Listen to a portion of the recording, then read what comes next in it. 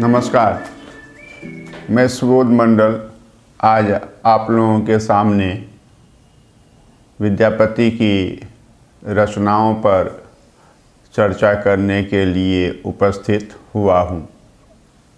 आशा है विद्यापति की रचनाओं के संबंध में जो कुछ भी भ्रांतियाँ होंगी, आज की इस चर्चा से उन भ्रांतियों पर विराम चिन्ह लग जाएगा। विद्यापति ने संस्कृत में 15 पुस्तकें लिखी थीं। अवहट्ठ में 2 पुस्तकें लिखी थीं और लोक भाषा में मैथिली में,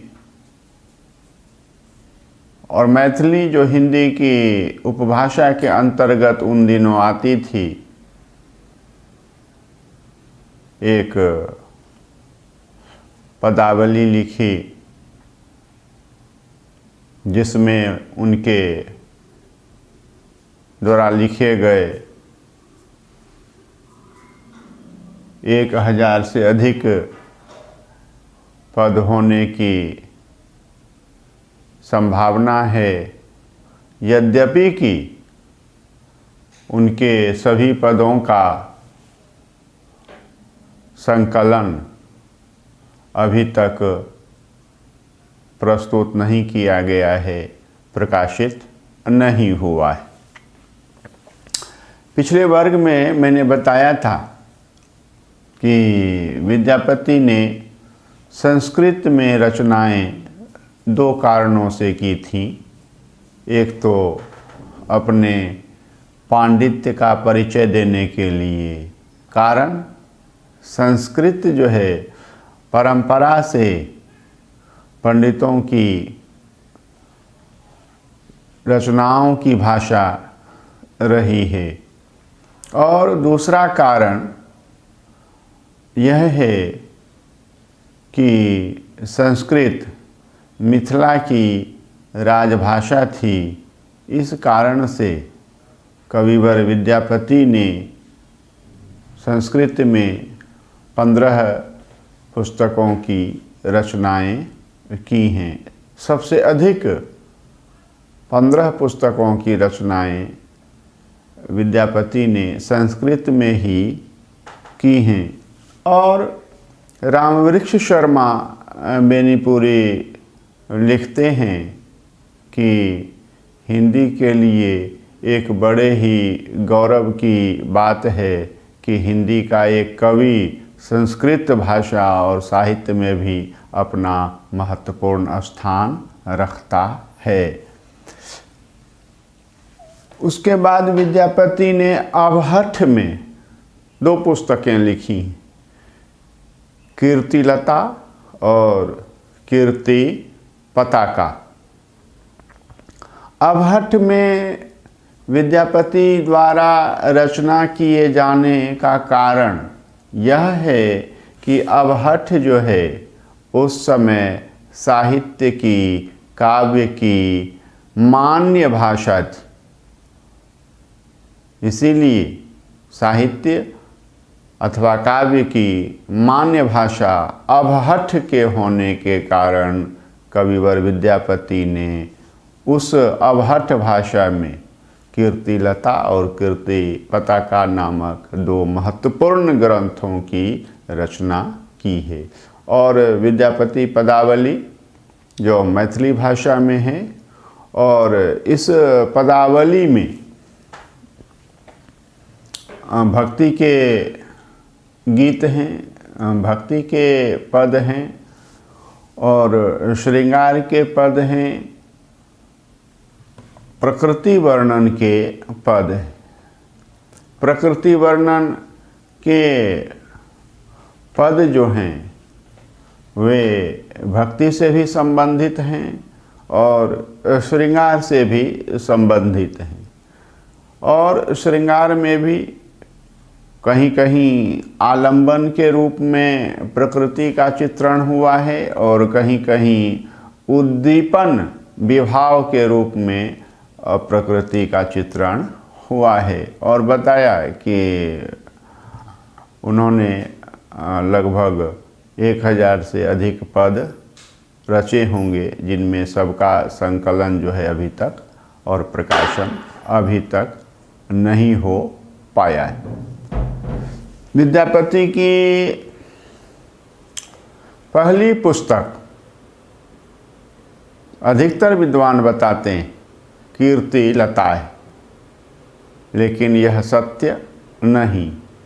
विद्यापति की पहली पुस्तक जो है भू परिक्रमा है, और यह पुस्तक महाराज देवसिंह की आज्ञा से रची गई थी, और इसमें बलदेव जी द्वारा की गई भू परिक्रमा का वर्णन है।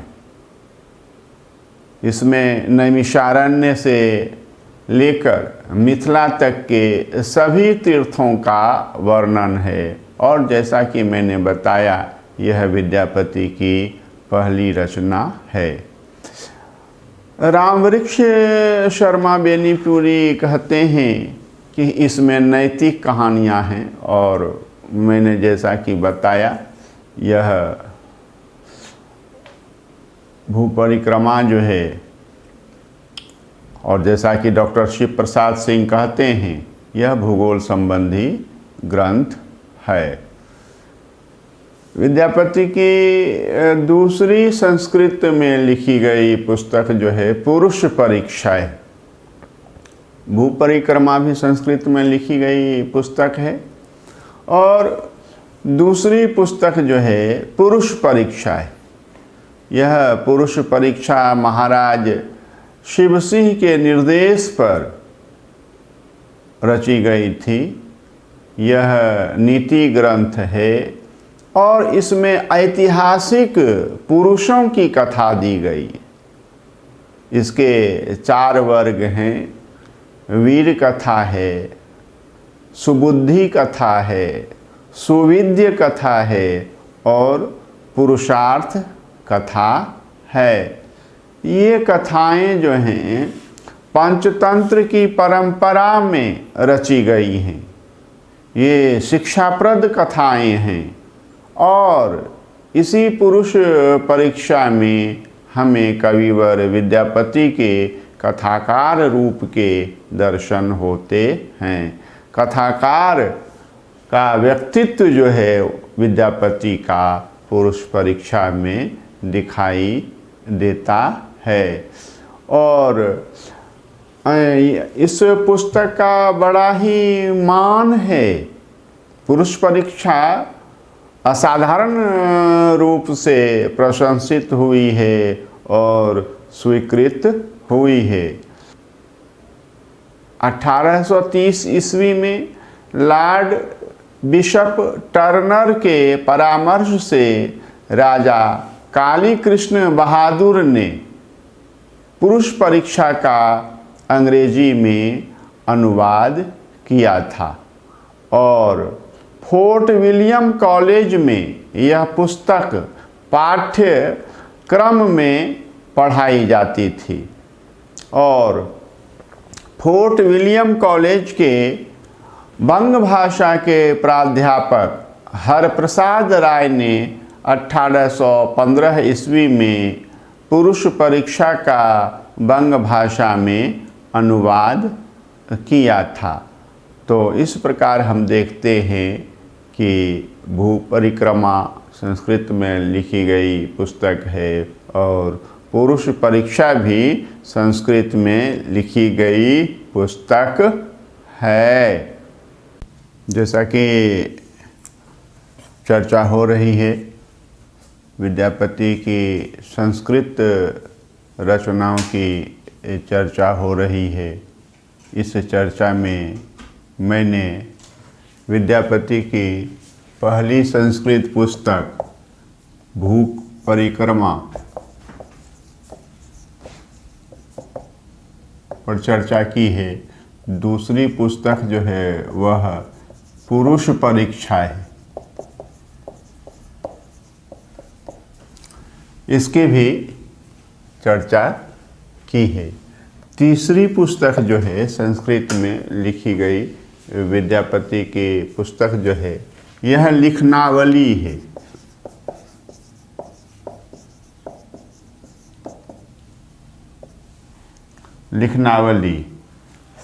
लिखनावली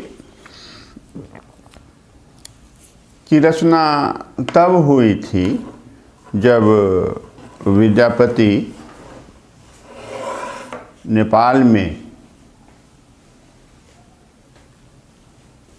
राजा पुरादित्य के संरक्षण में रह रहे थे, राजा बनौली में। लगभग 12 वर्ष तक वहाँ उन्होंने व्यतीत किया था और बड़े दुख उठाए थे, भोगे थे। ये उनके बड़े ही दुखदाई दिन थे। यहीं लिखनावली की रचना की थी उन्होंने। यह पत्राचार पद्धति को बताने वाली पुस्तक है। पत्राचार विधि का इसमें वर्णन है। इसमें 4 प्रकार के 84 पत्र हैं। बड़ों को कैसे पत्र लिखा जाए, छोटों को पत्र कैसे लिखा जाए, हम उम्र वालों को पत्र कैसे लिखा जाए, और फिर नियम व्यवहार संबंधी पत्र कैसे लिखा जाए। इन पत्रों के लिखने की विधियां हैं और जैसा कि मैंने बताया 84 पत्र इसमें संकलित हैं। और इन पत्रों से मिथिला की तत्कालीन सामाजिक एवं सांस्कृतिक अवस्था का भली भांति परिचय हमें प्राप्त होता है। और विद्यापति की चौथी पुस्तक जो है यह शैव सर्वस्व सार। शैव सर्वस्व सार यह चौथी पुस्तक है जो संस्कृत में उन्होंने लिखी है। महाराज पद्म सिंह की पत्नी विश्वास देवी की आज्ञा से यह शैव सर्वस्व सार पुस्तक रची गई थी। इसमें भगवान शिव की पूजा से संबंधित सभी विधि विधानों का स्मार्त रीति से वर्णन है। और इसी शैव सर्वस्व सार को शंभु वाक्यावली भी कहा जाता है। पूछा जाए कि शैव सर्वस्व सार का दूसरा नाम क्या है, तो शंभु वाक्यावली, या शंभु वाक्यावली को दूसरे नाम से क्या कहा जाता है, तो शैव सर्वस्व सार बताया। इसमें शिव की पूजा से संबंधित सभी विधि विधानों का स्मार्त रीति से वर्णन है और इसी को शंभु वाक्यावली भी कहा जाता है। अगली पुस्तक जो है संस्कृत में लिखी गई विद्यापति की, शैव सर्वस्व सार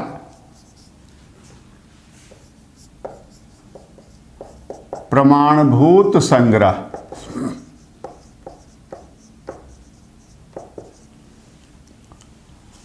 शैव सर्वस्व सार प्रमाणभूत संग्रह। इसमें शैव सर्वस्व सार जो पुस्तक लिखी गई है,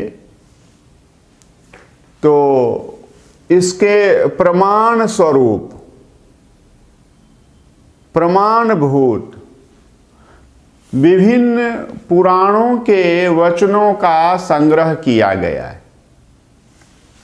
हम जानते हैं कि शैव सर्वस्व सार में शिव की पूजा पद्धति का स्मार्त रीति से वर्णन है, तो इसमें विभिन्न पुराणों के वचनों का संग्रह किया गया है, जिसके आधार पर भगवान शिव की पूजा पद्धति को प्रमाणित किया गया है।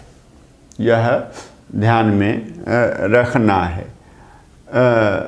शैव सर्वस्व सार प्रमाणभूत संग्रह जो है, शैव सर्वस्व सार के बाद की रचना है। और छठी रचना जो है विद्यापति की, गंगा वाक्यावली।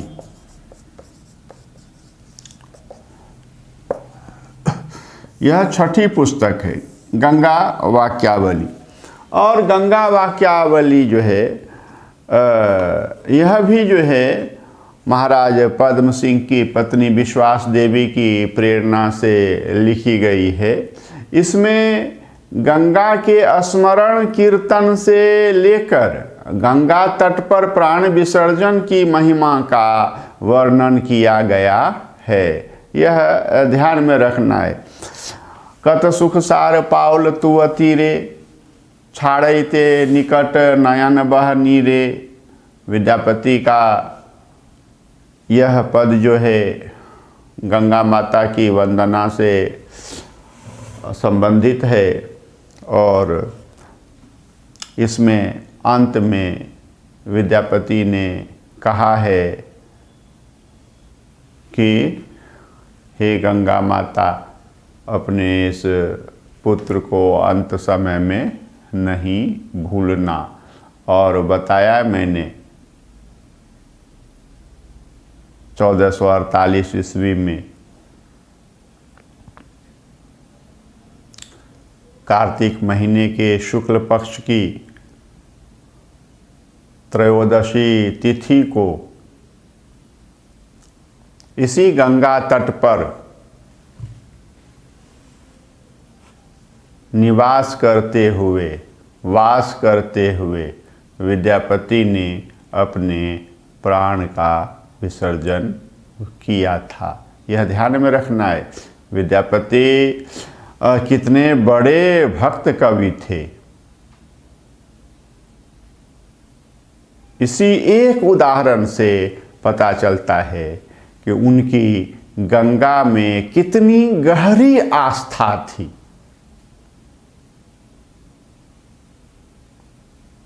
गंगा तट पर प्राण विसर्जन करने से मोक्ष की प्राप्ति होती, और इस अडिग अटूट विश्वास के कारण जो है उन्होंने गंगा की शरण जो है ली थी, गंगा माता की शरण ली थी। यह ध्यान में रखना है। यह आस्था का प्रश्न है, यह विश्वास का प्रश्न है, और विद्यापति में कितना गहरा विश्वास था माता गंगा के प्रति, इस उदाहरण से पता चलता है। आगे भी बात होगी और बहुत बातों के रहस्य पर से पर्दा भी उठेगा। अगली पुस्तक जो संस्कृत में लिखी गई है विद्यापति की, वह दान वाक्यावली।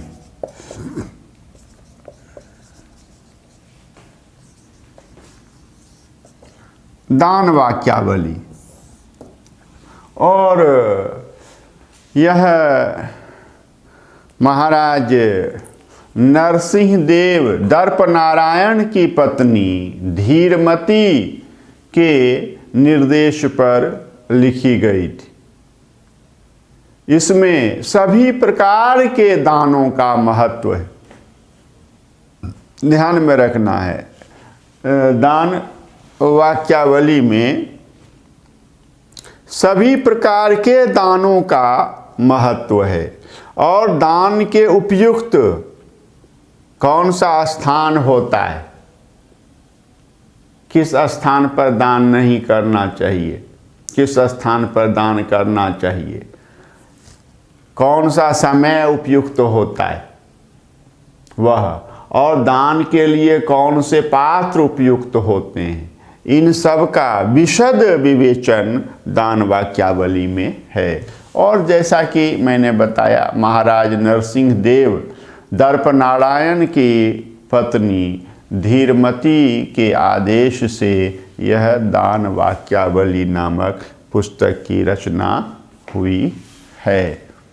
विभागसार संस्कृत में लिखी गई विद्यापति की 8वीं पुस्तक है और महाराज नरसिंह देव दर्पनारायण के आदेश पर यह पुस्तक लिखी गई है। इसमें दाय भाग का संक्षिप्त किंतु सुंदर विवेचन, मिथिला के तत्कालीन दाय भाग और उत्तराधिकार संबंधी विधानों के लिए यह एक प्रामाणिक पुस्तक, आज भी हिंदू उत्तराधिकार के लिए इस पुस्तक की प्रामाणिकता अक्षुण्ण है। और 9वीं पुस्तक जो है विद्यापति की, जो संस्कृत में लिखी गई है, वह है दुर्गा भक्ति तरंगिणी। 9वीं पुस्तक है विद्यापति की संस्कृत में लिखी गई दुर्गा भक्ति तरंगिणी। यह पुस्तक महाराज भैरव सिंह की आज्ञा से लिखी गई थी। इसमें मुख्य रूप से कालिका पुराण, देवी पुराण, भविष्य पुराण, ब्रह्म पुराण और मार्कंडेय पुराण से दुर्गा पूजा की पद्धति का प्रमाण प्रकरण के अनुसार संग्रह किया गया है। यह ध्यान में रखना है। और 10वीं पुस्तक जो है वह जो है गया पत्तलक है।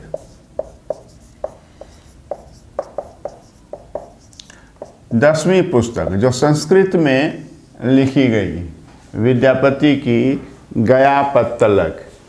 गया पत्तलक में किसी राजा का उल्लेख नहीं है और इस पुस्तक में गया में श्राद्ध महिमा का वर्णन किया गया है और यह एक छोटी सी पुस्तक है।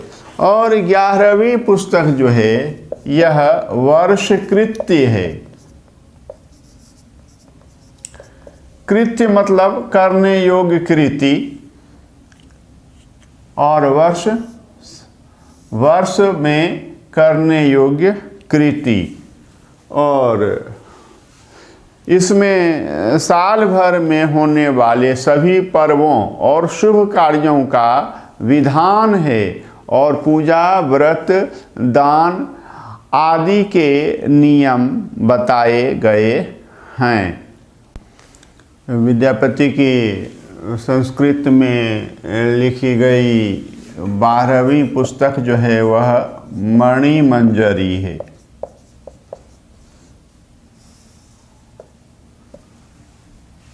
मणिमंजरी संस्कृत में लिखी गई विद्यापति की 12वीं पुस्तक है। यह लघु नाटिका है और इसमें राजा चंद्रसेन और मणिमंजरी के प्रेम का वर्णन है। 13वीं पुस्तक जो है व्याडी भक्ति तरंगिणी है।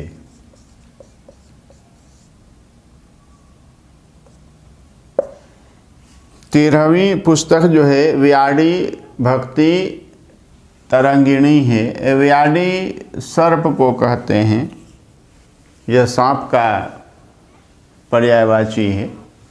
इसमें सर्पिणी पूजा का वर्णन है और मनसा देवी की पौराणिक कथा का उल्लेख है। यह भी एक छोटी सी पुस्तिका है। 14वीं पुस्तक जो है यह द्वैत निर्णय है। यह तंत्र शास्त्र का एक छोटा सा ग्रंथ है। द्वैत निर्णय 14वीं रचना है विद्यापति की, जो संस्कृत में रचित है और यह ग्रंथ जो है लघुकाय है और यह तंत्र शास्त्र पर लिखा गया है। ध्यान में रखना है कि विद्यापति के दादा पंडित जयदत्त ठाकुर संत थे और योगेश्वर के नाम से जाने जाते थे। यह ध्यान में रखना है, योगेश्वर के नाम से जाने जाते थे। और 15वीं पुस्तक जो है विद्यापति की, वह जो है गोरक्ष विजय।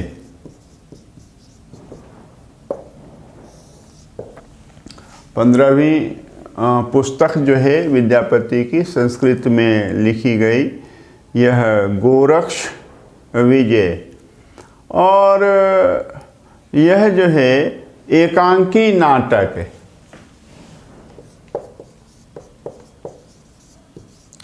एकांकी नाटक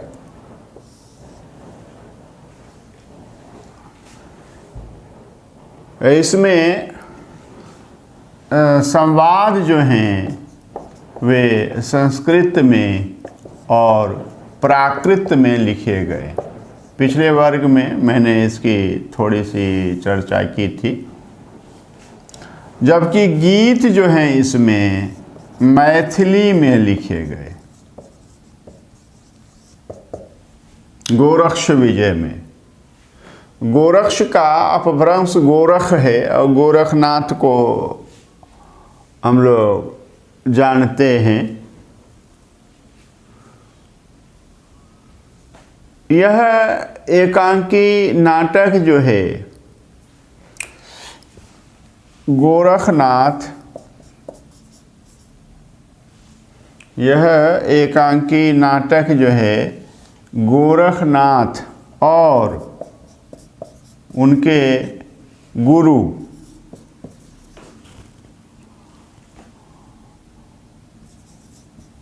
गोरखनाथ और उनके गुरु मत्स्येंद्रनाथ की कथा पर आधारित है। यह ध्यान में रखना है।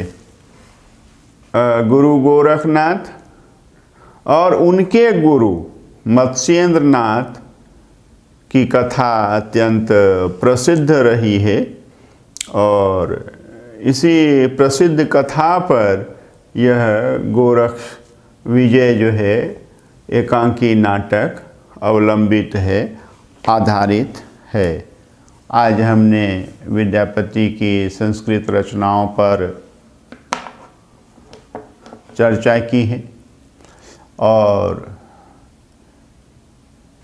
इन रचनाओं को यदि हम ध्यान से देखेंगे तो विद्यापति के व्यक्तित्व के कई आयाम जो हैं वे हमारे सामने प्रकट होते हैं, स्पष्ट होते हैं। और विद्यापति को कितने शास्त्रों और विषयों का ज्ञान था, इसका भी हमें बहुत कुछ पता चल जाता है। अगले वर्ग में हम विद्यापति की जो अवहट्ठ में रचनाएं हैं कीर्तिलता और कीर्ति पताका पर चर्चा करेंगे। बहुत बहुत धन्यवाद।